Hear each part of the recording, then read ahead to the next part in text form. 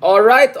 Welcome back everyone dito sa leading political podcast in the country. Maraming salamat sa lahat ng mga sumuporta sa atin throughout the years. Of course, the other day we got to know na isa sa episode natin, number 6 na of all podcast episodes in the country. O, akalain nyo naman yung mga marites natin dito, mga high-level marites natin, may merkado pala. So thank you so much again sa mga supportan nyo. And of course, one of the reasons itong mga episodes natin and itong podcast natin, Deep Dive, has been perhaps doing quite well is of course also collaboration with friends. The other day, kasama po natin mga cool pals, right? Yung mga comedian friends natin. So to more crossovers with our comedian friends, very, very smart people, amazing people, great people.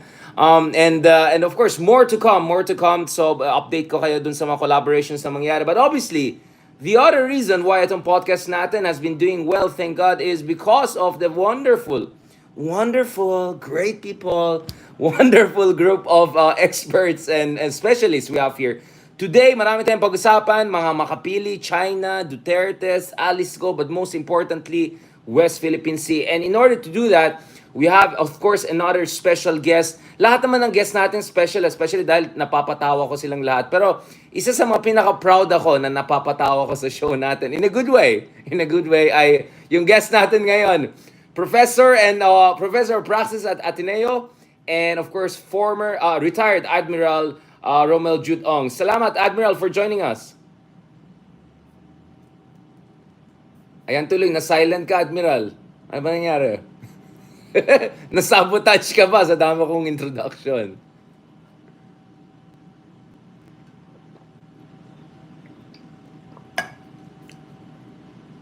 Ayan na sa atin ng ano. Ba't walang audio, Admiral? Ano ba nangyari? Can you hear me? Jeez. Ayan na. Ang daming introduction na wala. Ulitin ko na lang. Patay tayo dyan. Did you remove something, Admiral, kanina? A speaker or something? Or you wanna join us again? Sige, i-rejoin ka na lang, Admiral. You wanna join us again? Baka nagkaroon ng system problem. Ayan tuloy. Dami akong sinabi. Am I missing something? One second. Sorry guys, I don't know what happened. Kanina okay siya. I just told the good Admiral to make some adjustments. Dami akong sinabi ukol sa sarili natin tuloy. Check mo kung may problema on my part. Oo.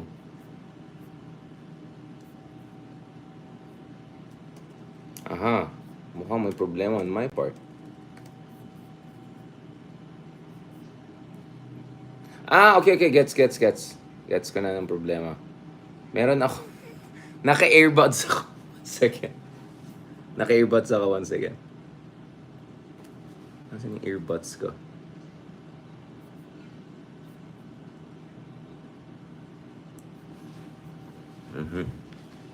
Admiral, sa akin pala yung problema, yung earbuds ko palang naka-connect. One second, tanggalin ko lang yung earbuds ko. Ayan.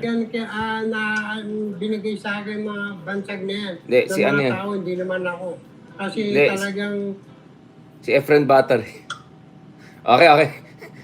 Napunta kay Efren Battery. Ulitin natin, Admiral, once again. Bago sabihin kong Justice, tapos magalit na naman kayo. Si Justice nga, tawagin kong Admiral bukas, tingnan natin yung reaction niya.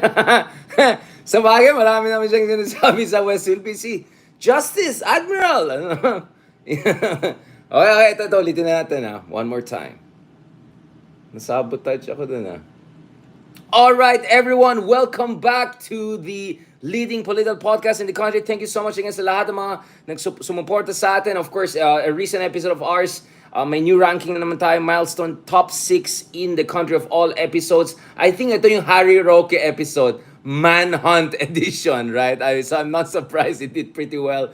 But hopefully continue na lang natin itong momentum na to para we can move in the right direction. Of course, isa sa mga dahilan na our podcast is doing well is of course the collaboration we have with all sorts of great friends and folks, including of course recently with the great folks, the Cool Pals. And of course, we look forward to more collaboration with folks across the whole Spotify world. So abangan nyo, there'll be more and more updates on that front. So thank you again for the momentum and support. Now, obviously, even the bigger reason why we have this show and why this show has been, thank God, doing well is, or relatively well, is because of the great guests we have. And in fact, one of the reasons sobrang proud ako dito sa ginagawa natin is napapatawa natin lahat.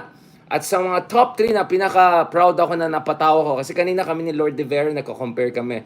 Mas nagsasmile ba si Justice Carpio with me or with him? So nagko-compare kami ng mga notes. But isa sa mga napakagaling na guest na proud ako na napatawa natin ay ito. Professor of Practice and retired Admiral, pero for us, the Admiral, Romel Judong. Thank you very much, Admiral, for joining us and for still being for still remaining my friend. Thank you, Richard, for having me again.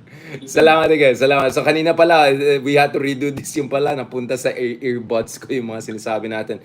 Now, Admiral, there's a lot that we have to discuss today. Kasama dyan, of course, yung mga latest development na nangyari ngayon sa West Philippine Sea, especially sa may Sabina Shoal. I'll try to use na lang the neutral term kasi mamaya mag-away tayong Chinese term ba or Philippine term. Obviously, Skoda, we can talk about that.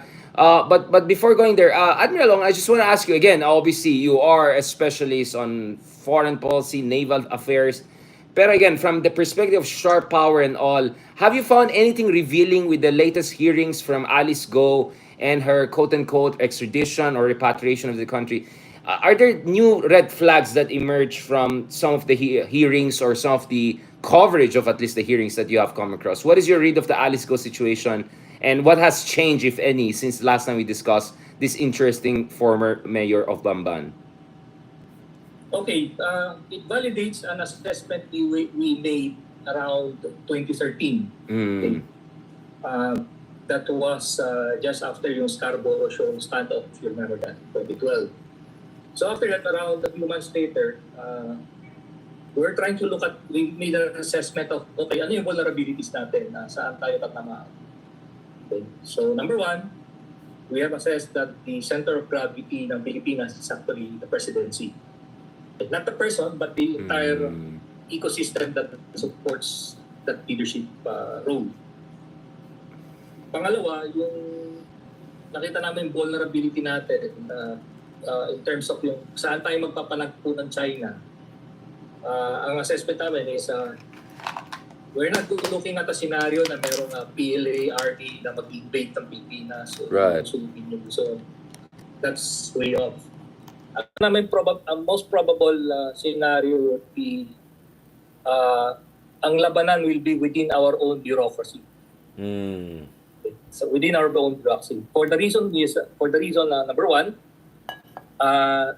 inherent tayo in a liberal democratic state na open society tayo. So that in itself creates that opening.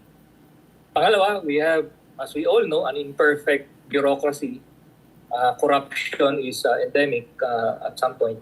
And nakita namin, ito yung vulnerability na exploit ng China. Okay? So dito, sa incident with Alice Go, it reinforces yung assessment na corruption within our bureaucracies will pave the way for this type of loopholes. Okay? So obviously dito, the question is, how can this person of dubious citizenship become Filipino? Yeah. And at worst is becomes a local official. Okay?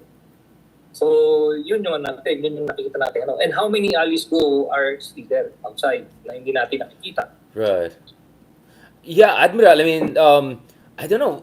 Again, you tell me. You're the military man between the two of us. But I found yung encounter, yung meeting, fan meet, kumbaga, ni Abalos, DILG Secretary Abalos and Alice Go, and I was quite impressed by how she immediately dominated the space. Didn't even give Abalos a chance to establish his authority. Hi, kamusta po kayo? Naalala niyo, kasama tayo nung elections, nag-picture tayo. Di ba? Hindi nakamakapwesto, di ba? Ay, ganun ba? Ganun, di ba? So parang sabi ko, parang may training tong babae to. Ang galing, di ba? Tapos immediately, pag cute-cute na siya, ganun. And do you think she may have some training? Does this come with being member of Triad or Pogo World, or maybe she's a double agent, triple agent, or medyo lutang lang yung mga katapat niya, so she took advantage of that as any smart, let's just say, business-minded woman / former mayor? Well, maybe, it's yung social skills niya tend to dominated that situation. Right. Tsaka tayo naman bilang normally Filipino males tend to be, alam mo na, mapagbigay tayo, ano tayo. May Achilles heel. So medyo, I mean, I would say na medyo awkward, pero it's still normal, kumbaga. Right. So you don't want to read too much into it, but in a sense, they encounter that fan meet, according to some, proves your point because Alice Go, actually, aka Alice Go, Huaping Go, she has picture with everyone. She has picture, given na yan, si Harry Manhunt Roque, Amy Marcos, BBM, Digong, right? She has picture with practically all the who's and who of Philippine Philippine politics, right? So, it's so easy for her to just pull strings. Oy, di ba naalala niyo, kasama tayo nung isa araw, naalala niyo, pumunta kayo sa, birthday namin, like, and she's really leveraging that because in a way, di ba, she's, may Venn diagram ang dami niya mga ka-overlap, and for all we know, they have all dirt on each other, right? So it creates some sort of a awkward, weird situation kasi walang healthy distance between Alice Go, who perhaps corrupted all the way her way into power, and much of our current political establishment. Ano siya, she was establishing what we call yung bona fides niya, yung kanyang Right. Identity or legend niya. Right. Because of those pictures, pinapakita niya na I'm part of this world. Ito yung mga kilala ko. Baka naman, most likely, unwitting yun. I mean, if somebody approaches you with a camera or a cell phone and asks for a picture, most likely na may gagrant ko yun. Diba? Depends So, kung mukhang So, ang lesson din is be careful who you take pictures with. Baka bumalik sa'yo later. Pero yung iba hindi yung nakipicture lang. Kasama pa sila sa kotse, napaka-sweet nila. You know what I'm saying? Like, just look at the Amy picture with her. You know what I'm saying? I don't think that was like a nakipicture lang or nagpakit lang or whatever. So, I don't know. It looks like between the two of us, Admiral, you're a little bit more sanguine on this. I think some of us are probably more worried na maybe there's more to this. But I like this conversation. It's still an ongoing debate. Did something new come out of the recent hearings? Yeah. Now, assuming I follow your track, that would fall under an agent of influence.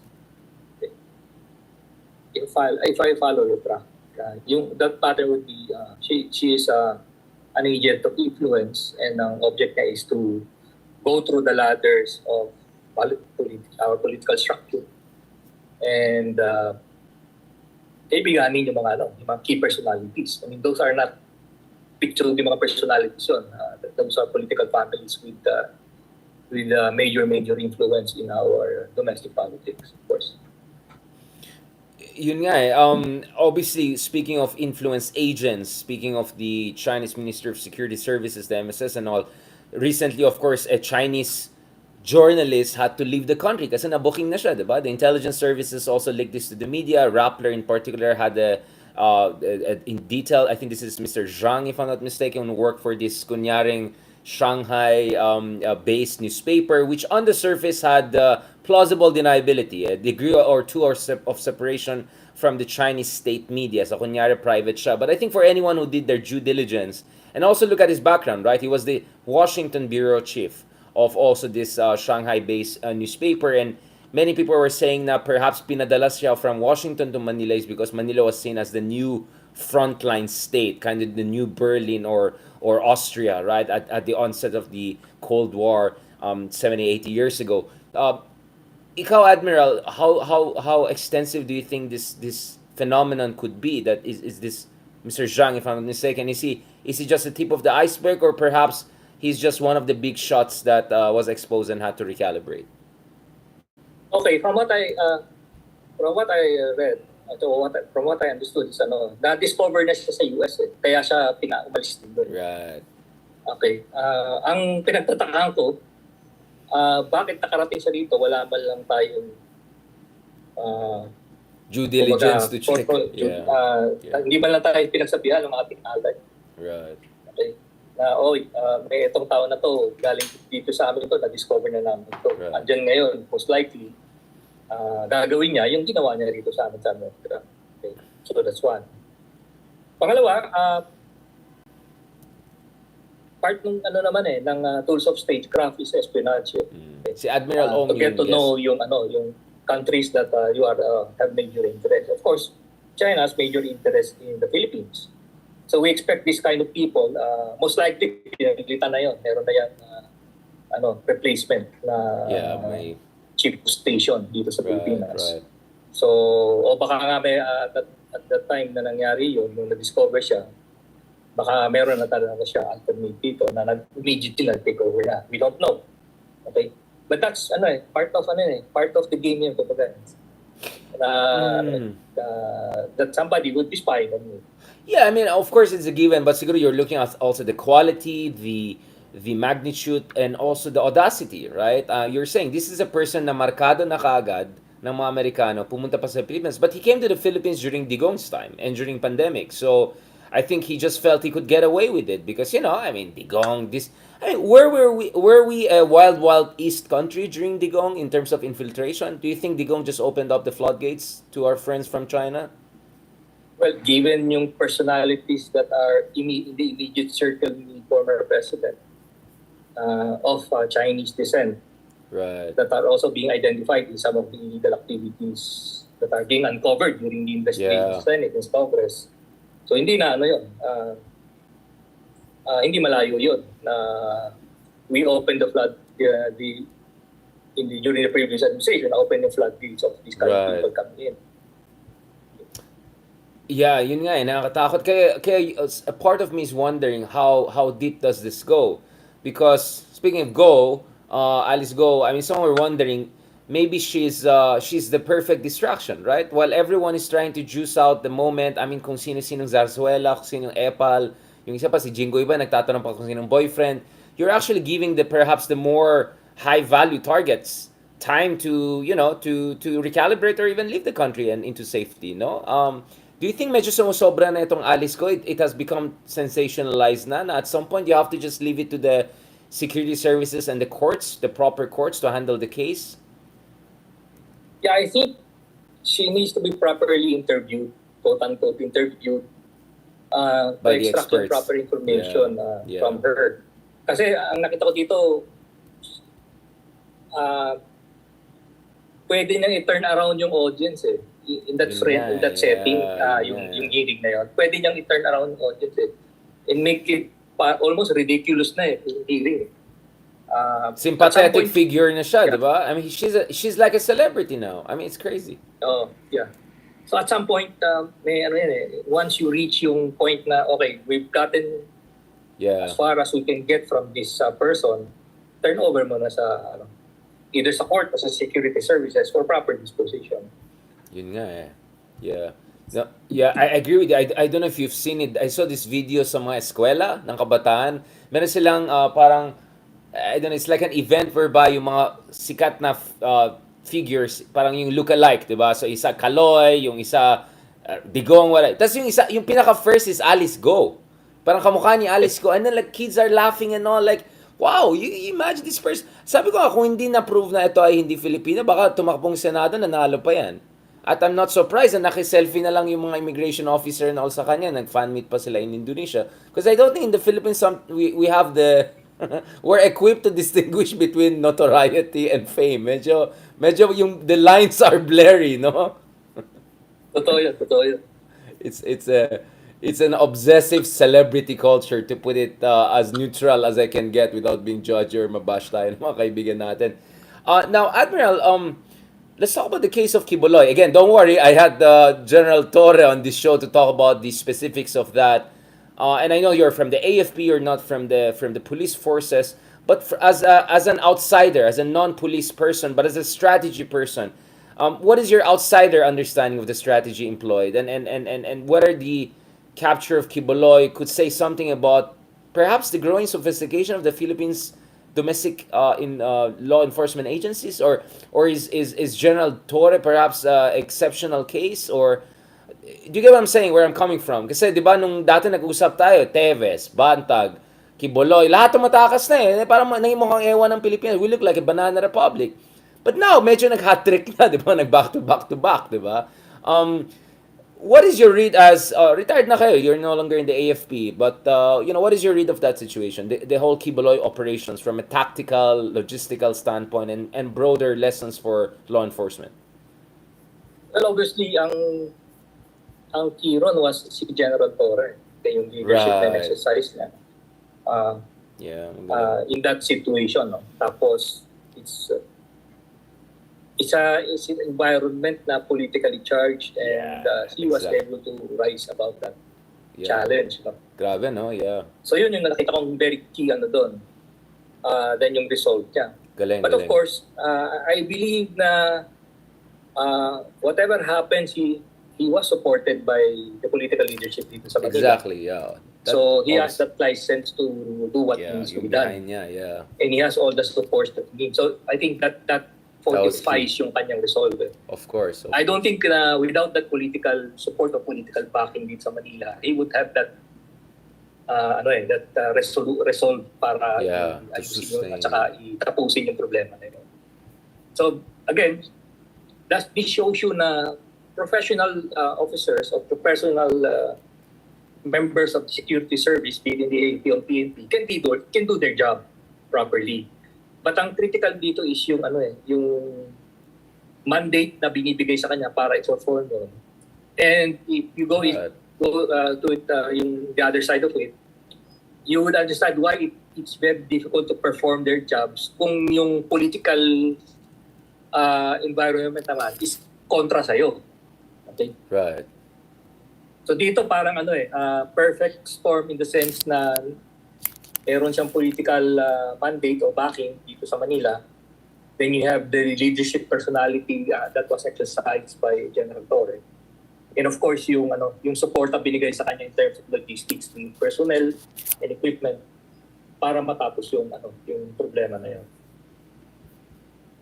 So yun nga yung worry ko, is this an exceptional case or this could be beginning of a, I don't know, new kind of a more professional, effective kind of kasi yun nga, obviously this was not a political demolition job or anything like that. It's just the administration, said, do your job. This is the right job. I mean, to what degree does the fact that the US wanted Kiboloy is also important here?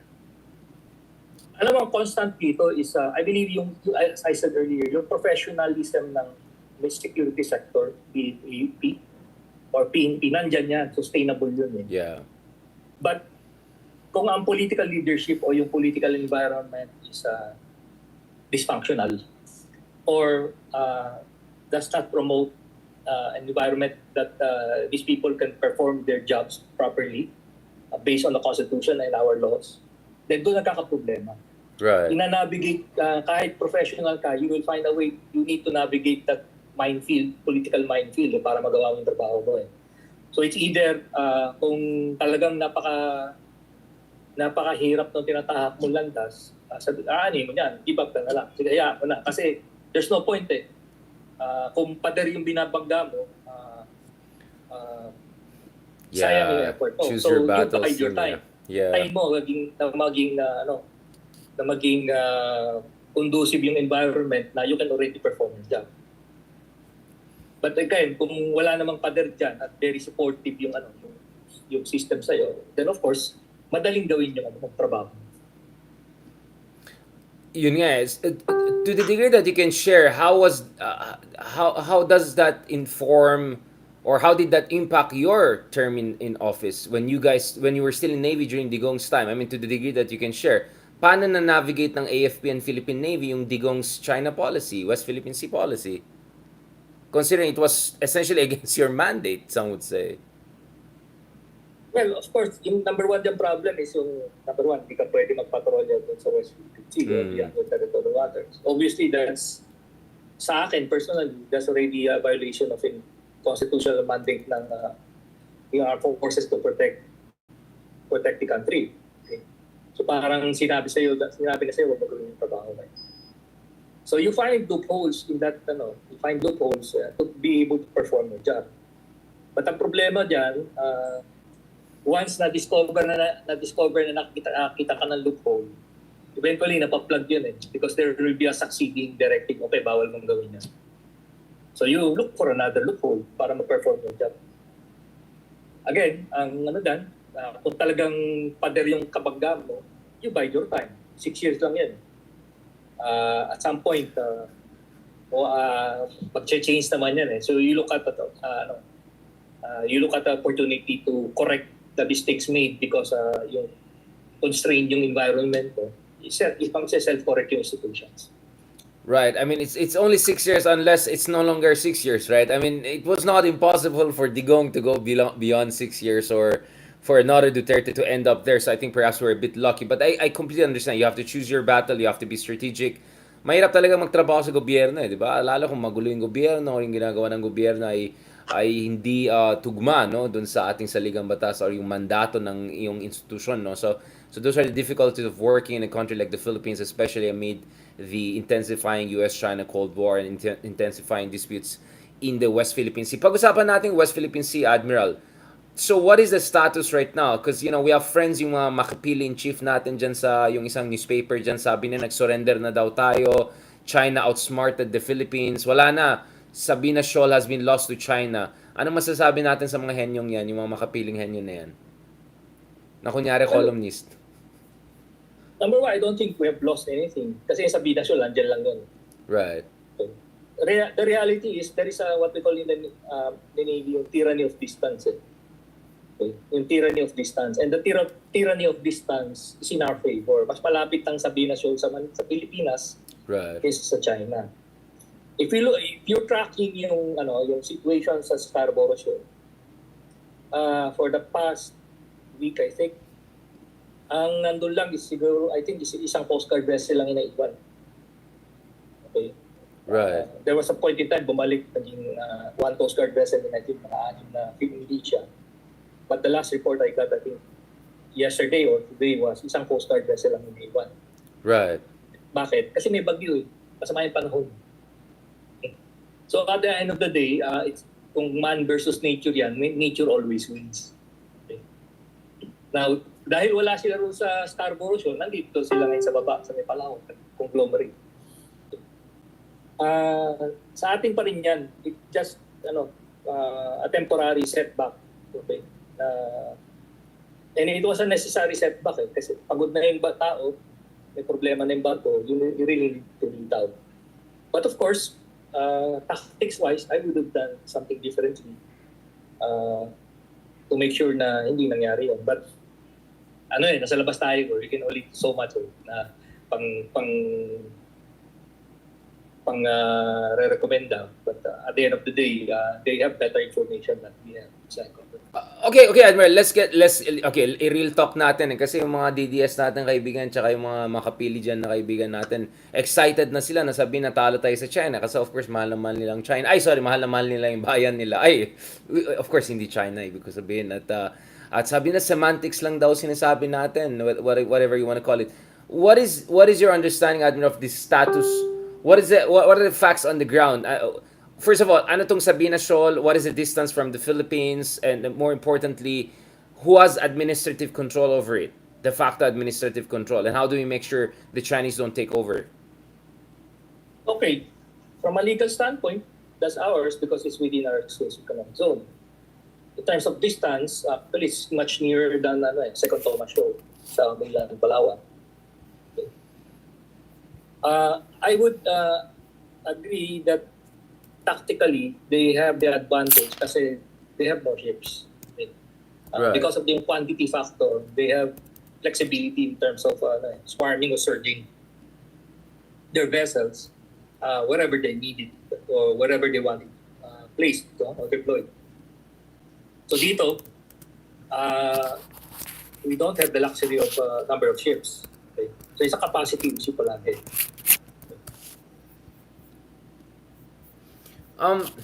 But in terms of administrative control, do we have anything there? I mean, do you have any facility, any basic thing like Pag-asa or Second Thomas Shoal? Or para ba itong panatag, the Scarborough Shoal, Baho de Masilog na pwede makuha sa atin any moment? Like, what are the ways by which we have some administrative control can so that we can have a basis for Americans to come in, just in case things go ugly. Wala tayo, if you're talking of a permanent or semi-permanent facility or presence nila, wala eh. Okay. But if you backtrack dito, no, I think what triggered yung Chinese reaction was yung takot nila na we're doing another Sierra Madre scenario dito. Yung i-ground natin yung Teresa Magbanwa. But of course, that's not logical in the sense na bago barko yun. Coast Guard is You don't park your Lamborghini as a squatter car, di ba? Yeah. Pero if you look at it, Richard, no, it validates yung earlier discussions natin, I think twice, right, in different podcasts, no, about using larger ships, okay, for this type of operation.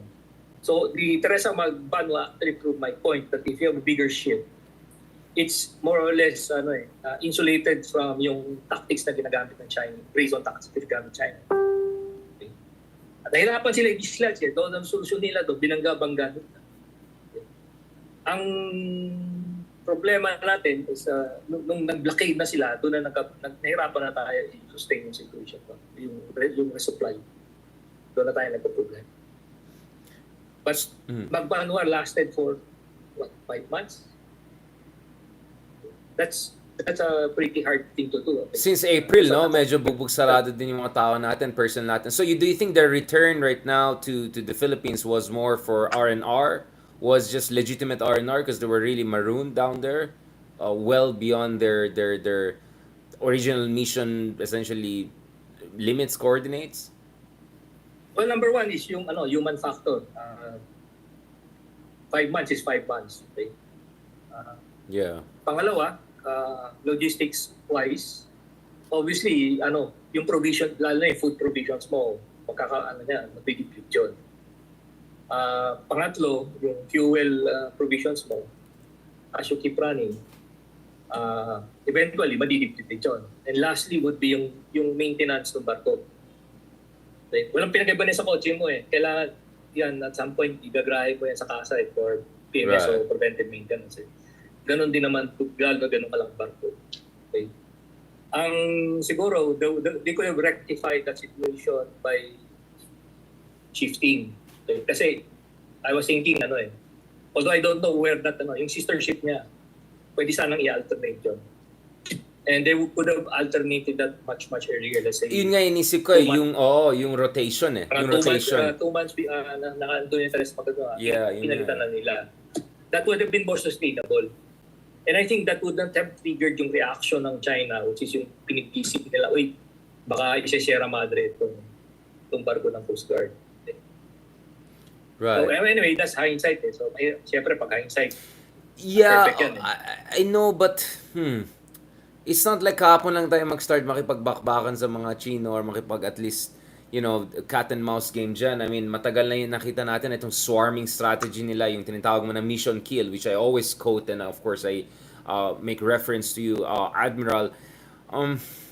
So now na wala na yung Teresa Magbanwa temporarily and it's doing its R&R, who is there? Do we have anyone there to make sure? Kasi, di ba, wag natin kalimutan, yung dahilan na pinadala yung Teresa Magbanwa there is because parang may discover tayo na parang may potential nag-artificial island building na naman yung mga Chino. Like di ba, there was something geological going on there. Some environmental samples came back that were troubling.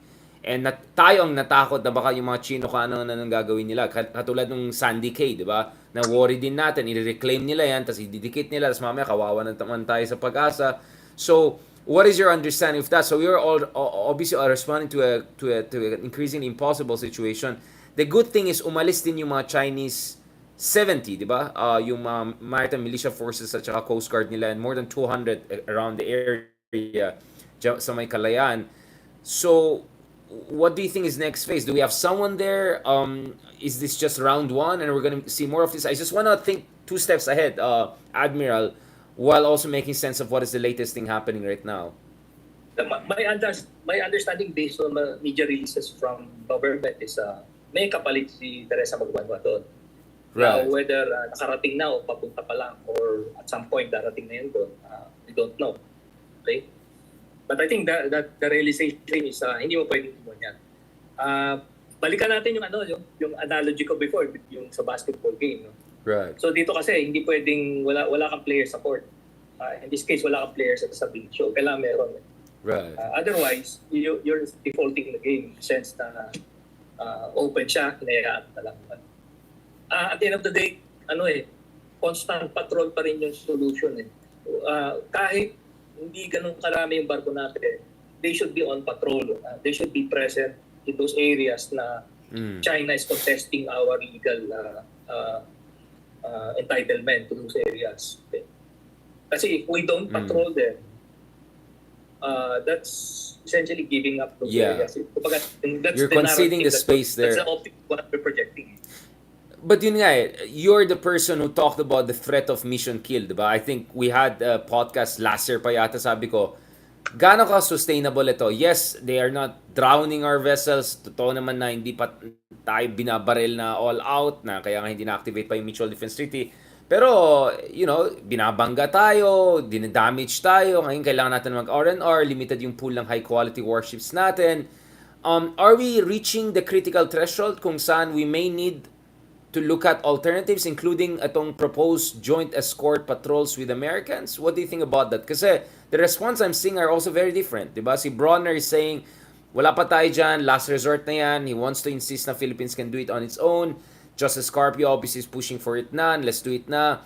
And then of course you have some even like Admiral Lopez coming all out and saying, actually kailangan natin pag-aralan na naman yung Mutual Defense Treaty. Not too different from my understanding, Defense Secretary Lorenzana back in the day was talking about it. I had 3 separate interviews with Secretary Lorenzana back in the day when I was with GMA Network. So I want to understand how you're seeing this ongoing debate, or at least seeming different positions, or maybe not different, but different layers of this conversation on this issue. Are we reaching the point of na kailangan na talaga mag-step in ng mga aliado natin, or do you think we still can handle this? We still have enough that the mission has not been completely essentially hindi tayo nag-decapitate or completely na-undermine yung ability natin to sustain presence?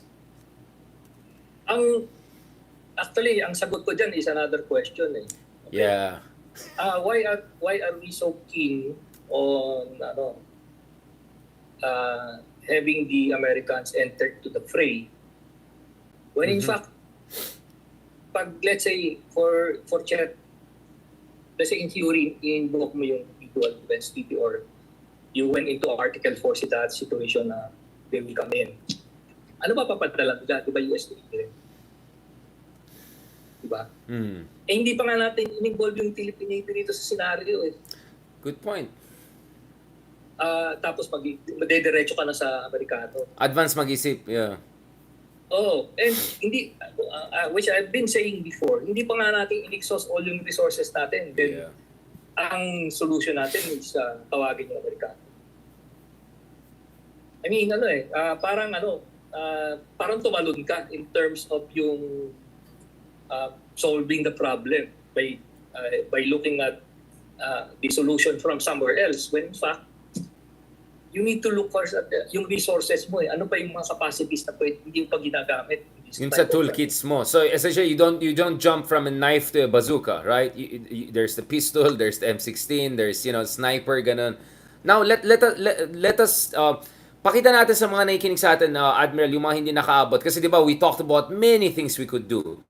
Minsan inisip ko mga Amerikano ba, in-offer nila yan para hindi talaga tayo tulungan directly. For instance, di ba, pinag-usapan natin, they can give us fast boat patrol vessels, di ba? They could, well, you disagreed with this, but at least one proposal is they could, give us some of their newly retired, I don't know, warships or something like that. You're saying the Philippine Navy itself can come in.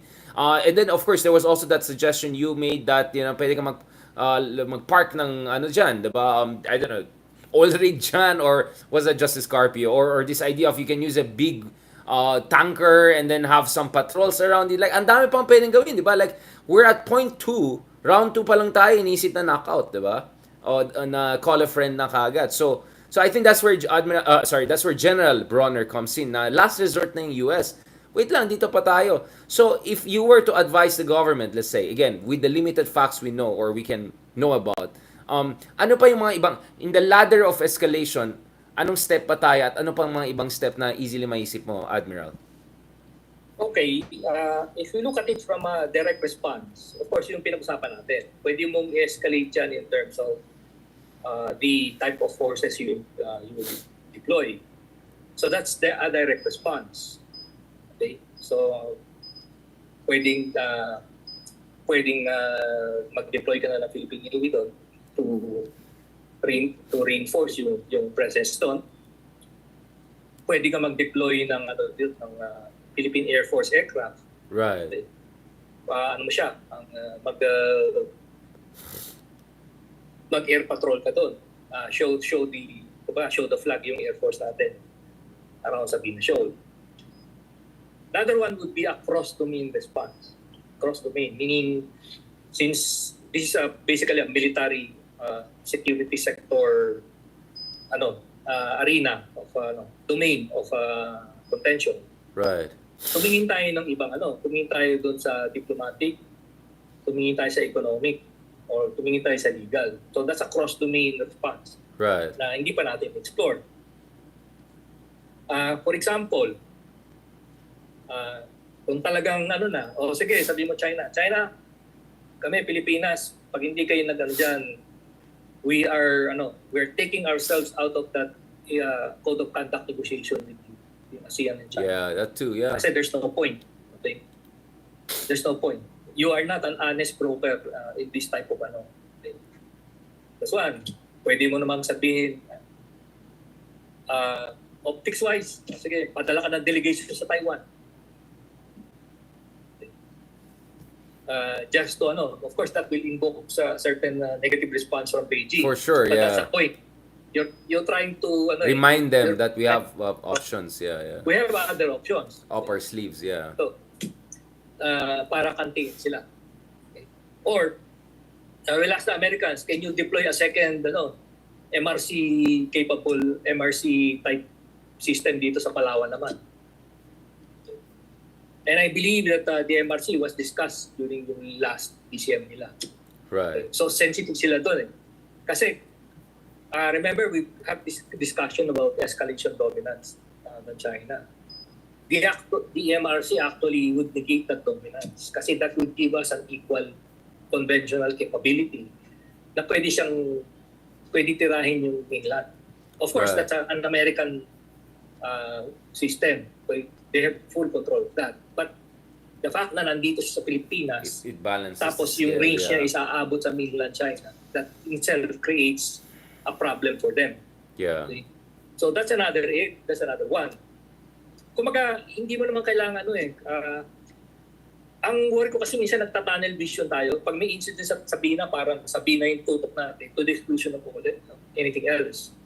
Pag may nangyari second Thomas Shoal lang. Or Scarborough. Yeah. We must remember the entire West Philippine Sea is one theater of operations. Okay? Ang problema natin kasi dito, compared sa China, isa lang yung commander na handling South China Sea operations. Sa atin, you have NOLCOM for the Northern Luzon, you have WESCOM for Palawan, then the Coast Guard, may sariling rin yan, chain of command. Right. Okay? So, may kanya-kanyang diskarte yun.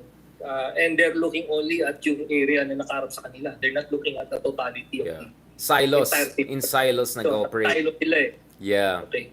So, those silos in itself create problems. Okay. You have synchronicity.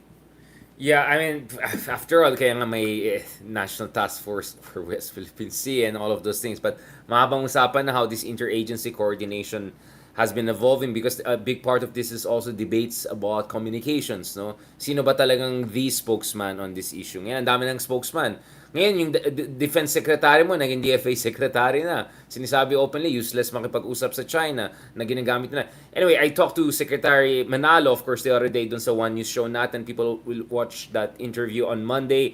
In fairness naman from his side, he gave a very nuanced view. You never give in. Diplomacy is not about compromising your core interests. It's about just saying if you can find some common ground to at least de-escalate tensions and give maybe peace a chance, no, and avoid war.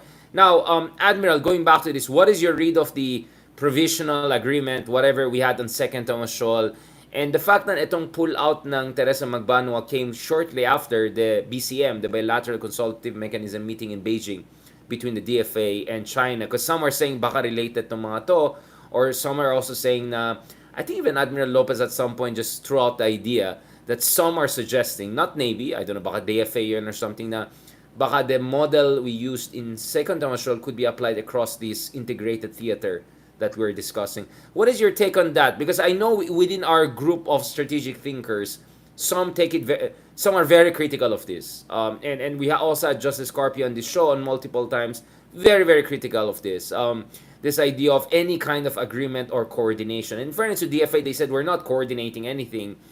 It's at best an information exchange, but I think even that was too much for Justice Carpio. I'm just trying to be fair and I'm listening to different sides.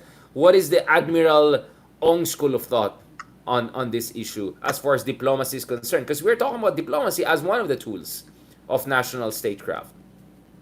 Okay, let's go back to Second Tomasol. No? Kasi parang yung immediate reaction natin, parang dihado tayo sa Second Tomasol. Yun nga yeah. Okay. But you must remember, ano ba yung objective ng China? Tanggalin yung Sierra Madre, di ba?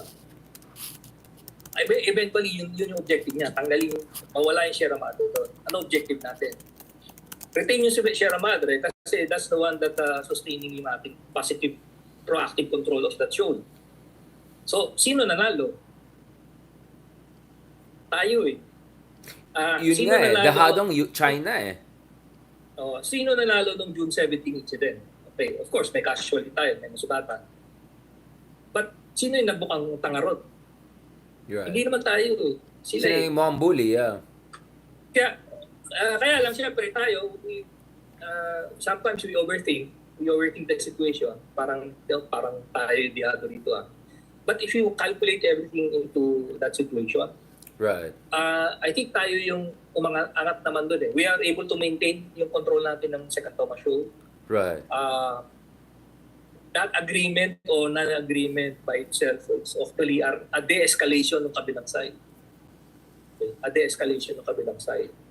Now, I think yung Sabina Shoal is also naman related to the BCM. Pero hindi yung BCM of arising from June 17. It's the BCM, the recent one.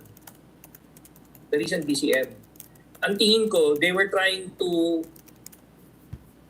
resolve from their end yung situation sa Sabina Shoal by having Teresa Magpanuan move from that scene before the BCM.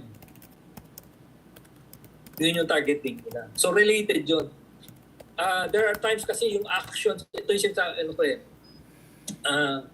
we should not be focused on what's happening at West Philippine Sea.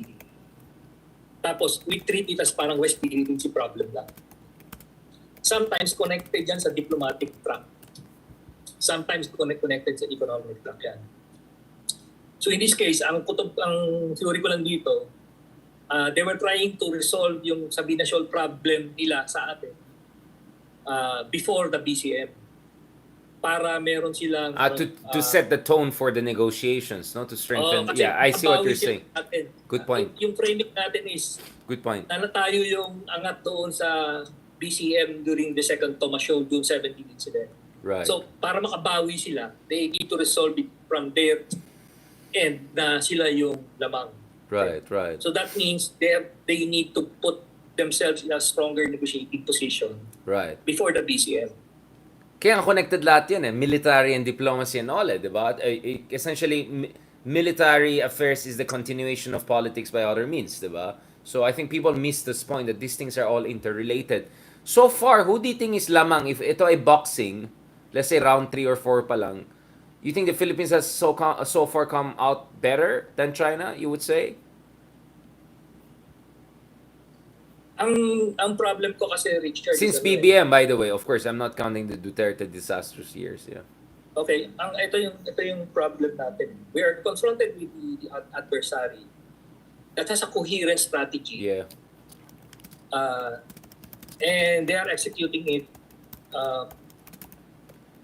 not perfect, but they're executing it according to yung the way they understand the problem. Yeah. They have gains, they have losses, but basically they are sustaining whatever is yung position nila. Sa atin, I'm looking for that quote-unquote grand strategy natin dito sa West Philippine Sea. Yeah. Na I think whether it needs improvement or maybe it needs to be replaced or whatever counts, whatever that strategy is, maybe kailangan i-improve or maybe kailangan palitan. I don't know. Okay? Again, we're not privy to whatever yung nasa loob, yung Yeah, you must have the Okay. confidential aspect and all of that. Yeah. utilizing type of thing, no? But, yun yung nakita kong problema dito. Kaya, there are times na parang reactive tayo sa situation. When in fact, kailangan dito, we need to be proactive. Proactive, but also in terms of public opinion shaping, right? Because I know there are a lot of Makapilis out there who want to make it look na dahado tayo, talo na tayo. Essentially, mag-give up na tayo, di ba? Yung fatalistic, kumbaga. Yung iba naman dyan sa kakulangan ng kaalaman, yung kanilang position na, ay, yung pala, bugbog sarado pala tayo. At hindi nila naintindihan yung jiu-jitsu na ginagawa natin. We're trying to use China's force against itself. We're trying to have the weapon of the weak in our own favor. How do we prepare the public opinion? Obviously, this show is part of that, right? This little way of clarifying, actually, hindi tayo nag-surrender, hindi tayo talo. Pinapakita natin in different sides of this equation, the nuances, the sophistication of our strategy, the dilemmas and difficulties, right? Ikaw, Admiral, what is your read on that part? Okay, I'm not sure if I mentioned in your show yung Red Theory victory, no? But I know I've written about it. Right. Yung Red Theory victory is what the author, I forgot the name of the author, subscribes to us ano yung strategy that drives China and Russia, basically China-Russia. So yung Red Theory of Victory has two components. Number one, you can be successful in your Brazilian, contention, yung away mo. BJJ, if you are able to Brazilian. Successfully divide Yung Japanese version. yung kalaban mo. Yung mapag-away-away mo sila. Okay.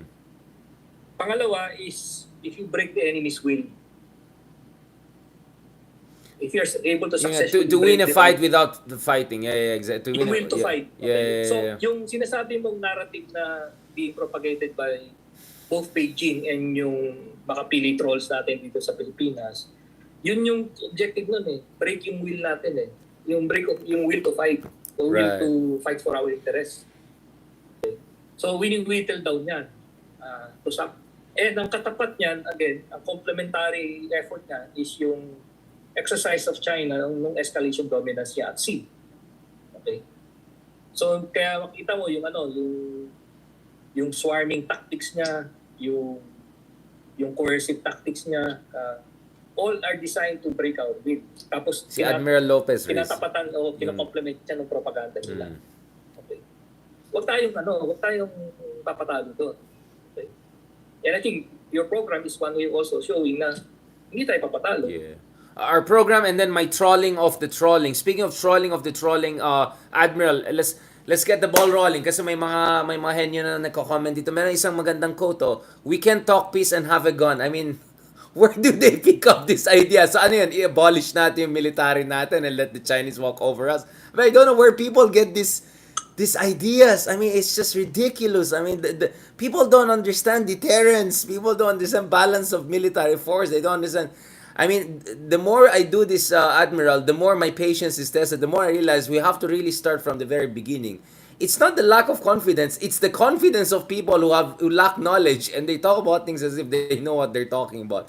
But going back to this, Admiral, one of the biggest problem we have is we have Makapilis who are shamelessly. Nakita ko may isang poster, hindi natin pangalanan to mga to. Yung isa pretentious, yung isa kunyari may think tank, yung isa kunyari scholar, ganun. Sinama pa si General Luna. Sinama pa si Aguinaldo dun sa banner nila. Ito pa interesting. Sinama pa si Marcos Sr. Like, what?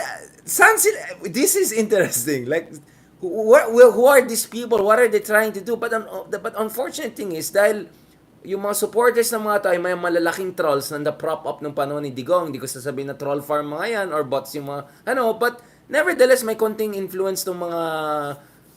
Hindi ko na masabihin na walang iya, pero ano masabi mo dyan, Admiral? Painit na tayo ng usapan. Welcome Yan. to cognitive warfare. Yun, psychological Yan talaga yan warfare. It's a battle of Psychology, wills. yan. Okay. Kaya sabi ko, huwag tayo papatalo. Okay. So far, kasi naman, we go by past surveys, reputable survey firms, 80 to 90% naman ng Filipinos support yung natin what we're fighting for sa West Philippine Sea. And of course, yung position natin vis-a-vis China. Right. Okay. So hindi naman matitibag yan Hindi matitinag yan. Ang concern ko is yung ating political elites kasi sila yung vulnerable Sila rin yung targeted talaga. Okay. Yung political elites natin have a different dynamic altogether and targeted sila. Okay. Right. So yun yung kailangan natin protektahan although minsan hindi ka protekta pero yun yung kailangan natin bantayan kasi ultimately sila yung decision makers ng policy natin Right. Okay. So Admiral, going back to this, I mean, let's call it spade a spade. Ako kasi sa tingin ko BBM just doesn't have what it takes to get things across the line. So, itong impeachment versus Sara, I think almost malabang mangyari yan. And if anything, Sara, kasi half-baked, I could use another term, but half-baked yung ginagawa ng administration ally. So, mukhang naging biktima pa si Sara. And I think Sara, in her latest intervention, I don't know kung napanood mo yung ginawa niya kanina, I think she did a good job of course, reading from her cellphone. But nevertheless, pasok dun sa person niya na palaban, pero at the same time, lumalabas, parang sila pa yung biktima. I think that's a very good strategy from them. And the crafting was very good. And essentially, she just poo-pooed yung whole hearing. Like, this is essentially vision. The joke to. Kung gusto niya ako impeach, go ahead. Let's see. Gusto niya matanggal budget ko, go ahead. Essentially, challenging them from a position of psychological or moral strength, at least in terms of PR and all of that. My point is, again, as Emerson Waldemar, if you strike at the king, you have to finish the job. And mukhang they're not gonna do that anytime soon. And mukhang malabo na they'll be able to knock out the Dutertes. And I think the Dutertes will be able to come back. They have a very strong Vismin base. There's a very strong troll farms backing their kind of messaging. I'm not saying they're related. Wala akong sinasabi. I'm just saying it's just coincidental. Love na love sila ng mga makapili nating kaibigan na pretentious na geopolitical expert bigla, tapos may kung anong kapihan. May anong gatherings na meron sila. Okay, the question is this, Admiral. To what degree is the presence of Dutertes as a major political force in the Philippines a constant obstacle to us developing a national strategy and a national coherence to deal with the magnitude of challenge we're facing from China? Right? I put it in a very stark term. Pwede mo sabihin, Admiral, sorry, di ko narinig, Richard, the internet is not working. No, but you get what I'm saying? Because some would say, as long as the Dutertes are around, as long as they can come back to power, as long as they're, heartbeat away from power, as long as they're as influential on the national stage, talagang malabo sa Pilipinas. Malabo na China will respect us because they know they have proxies here who can come back to Malacanang anytime soon.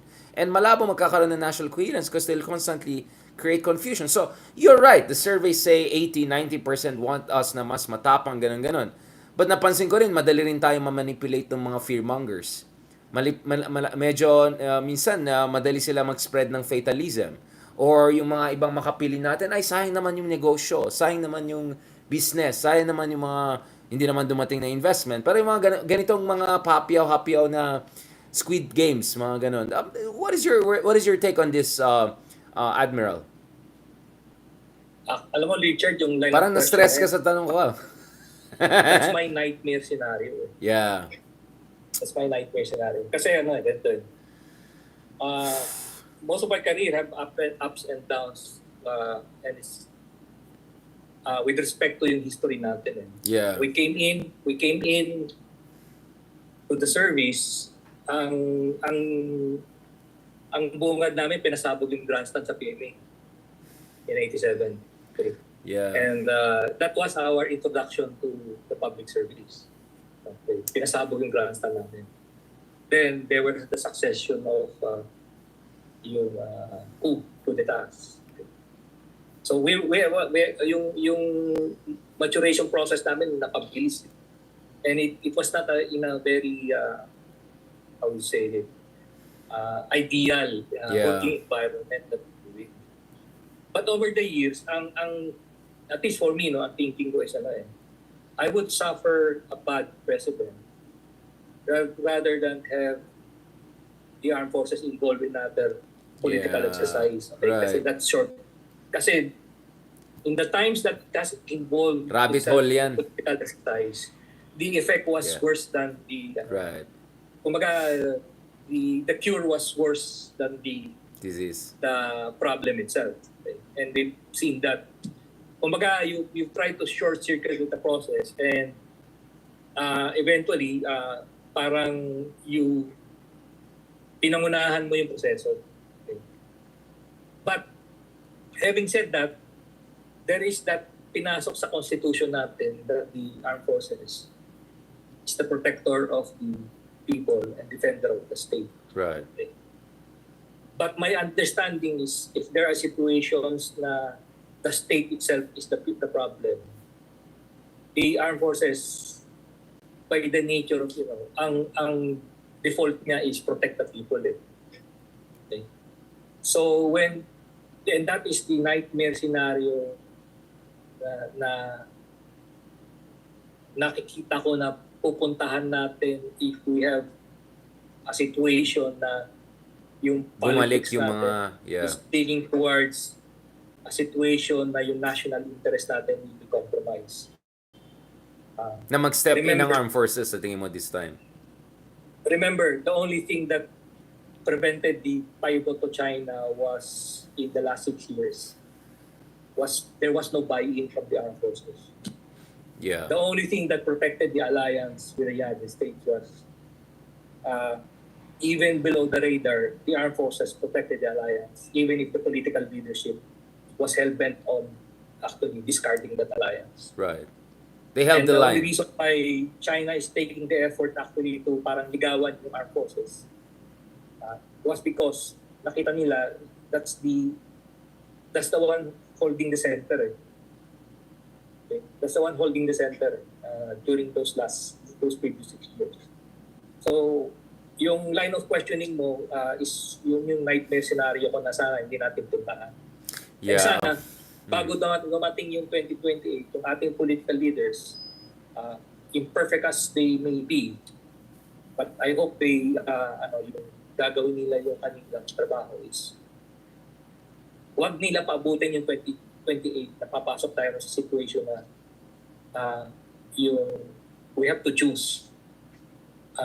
Parang the cure that time na worst case scenario na nakita Yeah. ko, we'll have The cure that kills the patient. even The if- medicine that kills the even if- patient. Yeah. yeah, even if the intention was good, the effect is totally problematic for us. So yun lang. Yeah, I mean, obviously these are very serious issues we're talking about now. So we're towards the end of this episode. Admiral, and I'm sure we'll have more and more conversation about this as elections comes and things get more heated and foreign policy issues come in. Now, our American friends are discussing Trump proofing, right? I don't know how successful they're going to be, but at least there's some conversation about how to Trump proof their domestic institutions, their foreign policy orientation to make sure that even if another Trump comes back, there is a degree of continuity that doesn't undermine American democracy and national interest. Now, good luck with that because I expect a lot of crazy things to happen if Trump comes back. But here in the Philippines, how can we Duterte proof our country, for the lack of better term? Diba? I mean, that's the challenge, diba? Bakit mo pa hintayin ng 2028 or something weird to happen and they will come back to Malacanang sooner than 2028, right? You have to proof things as early as now, right? Well, there are other components of society that are going to be affected by that. Yeah. Kailangan step up. If government is one thing for one reason or another, then there's still civil society. Okay. Number po kasi problema natin yung people will vote on their stomach . Kung ano yung what will resolve yung issue nila, yung pangkabuhayan nila. Right. And for some reason, they gravitate towards populist leaders kasi yun yung nangangako na magaling eh. So unless we drastically change the way we do politics in the Philippines, this is going to be siguro very challenging moving towards 2028. Yeah, but are there things we can do with our constitution, with, I don't know, some of the things we can do to make sure na there are enough adults in the room even if there's a new president na questionable? Kasi of course, we cannot tell voters who to vote for. And hindi nagwo-work yung mga voters' education, charot na yan. But obviously, you have to pass down critical thinking. Like education, basic education. Baka, dapat siguro inculcate yung West Philippine Sea awareness as early as first grade, diba? Or something like that. I'll give a more complicated situation for you. Kasi ang tingin ko, the battleground between China and the Philippines is not West Philippine Sea. It's our electoral process. Yeah. Kasi that's the cheapest way of subjugating the Philippines. Not through force of arms kasi that entails a messy scenario for China with the international community. Yeah. But weaponizing our democratic institutions and all that, yeah. If they are able to politically interfere in our politics and particularly in our electoral process for 2025 and 2028, good for them. Kasi that's the cheapest way. Okay. And in fact, kung if you read between the lines yung mga pronouncements attributable to political leaders that are identified with the previous administration. Right. And I think Sec Ronald has mentioned about this. Is yung line of narrative nila is towards regime change. Immediate regime change, di ba? Yeah. Okay. Yeah. Now, since they were not able to pull that through, of course, ang next option nila is 2025. Okay. Then last option will be 2028. But I think between now and 2028, nandun pa rin yung regime change scenario in play pa rin yan. Yeah. I mean, obviously, there's also the aspect of we have to have treason laws for peacetime. I mean, some people are not just expressing contrarian views. I'm all for contrarian views. I love debating and all of that. But some people seem to be doing something more fishy than just expressing contrarian views. Masyadong consistent yung sinasabi nila sa sinasabi ng embahada ng isang bansa. Masyadong nag-align yung sinasabi nila sa mga talking points galing sa Zhongnanhai or something like that. Perhaps sharpening our counter sharp power influence mala influence operations laws is the natural way forward, no? Inevitably that raises questions also about TikTok. Actually, I didn't go live on TikTok right now because I wonder about their censorship also of these kinds of conversation. Yeah, I would agree. I think there were previous studies that we have Right. actually submitted to security services. Yung proposal namin of, I think we're working on it actually. Yung proposal for a foreign interference law. Then a review of your existing Foreign Agent Registration Act of 1979. Right. That would be good, okay?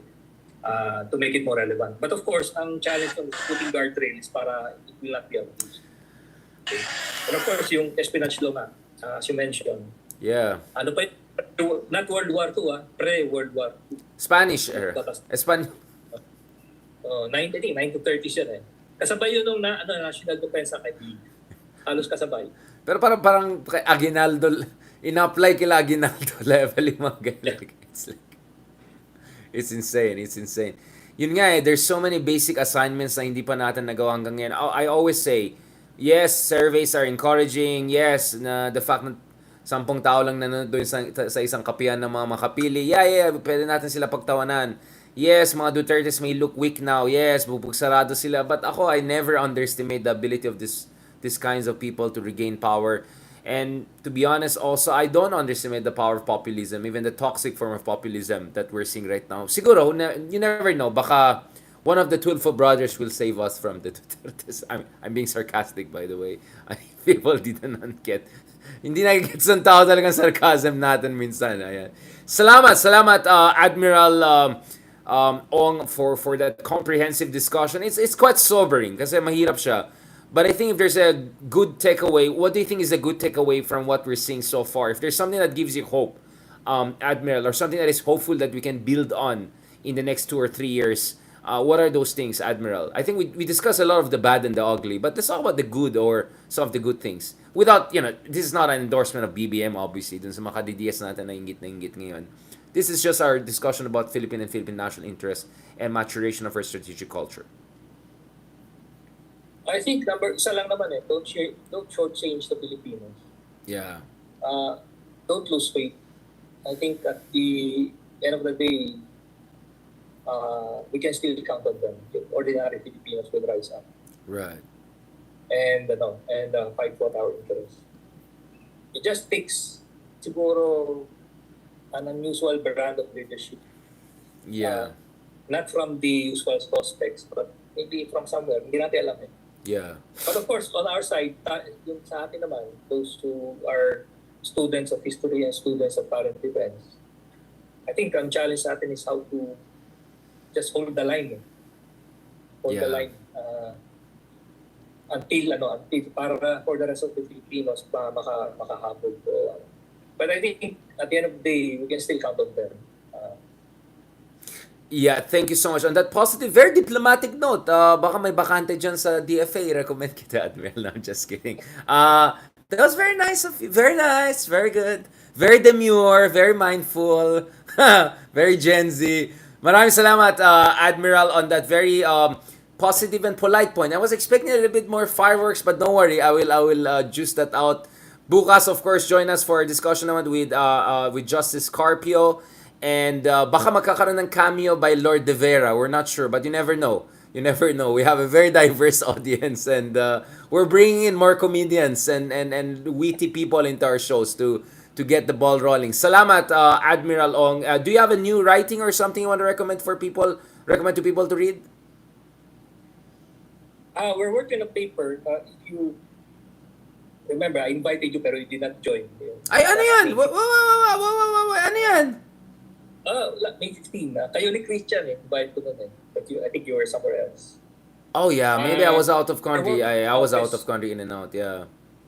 We were working on a West Philippine Sea strategy. So patapos na yung paper. Ang title na actually is the Filipino Theory of Victory.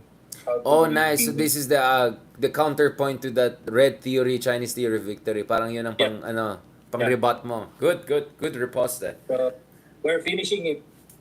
It's under editorial. Ako na lang magsulat ng forward, charot. Parang doon pa rin ako, parang forward by the great. So we'll be presenting it on I think mid-October. Fantastic. So I think hopefully on our next episode together, Admiral, God willing, we can talk a little bit about the book, either just before to hype excitement or just right after. And perhaps if you have copies that we can promote on our shows, more than happy to do that, Admiral. Thank you for your leadership, Admiral. Thank you for your friendship. Of course, feeling close naman ako sa lahat ng guests natin eh. May mga nag-bash sa akin. My colleague, Ambassador Romualdez, syempre may nag-comment, bakit? Paano kayo naging colleague? Hindi nila alam. He's a columnist on Philippine Star, so we can call each other colleagues in that sense. Pero sige na nga, sabihin nyo, feeling ako. Thank you so much, Admiral, for that fantastic conversation, and looking forward to catching up in person and catching your new fantastic work and your patriotic contribution to the country. Maraming salamat po. God bless. Salamat po. Thank you. Yun, no? Alright, guys. Buya ka siya. I don't know what was happening with the internet. Baka inaano na naman tayo. I know. Admiral is very nice, very polite, very formal. Hindi katulad ni Bardagulan with Ronald.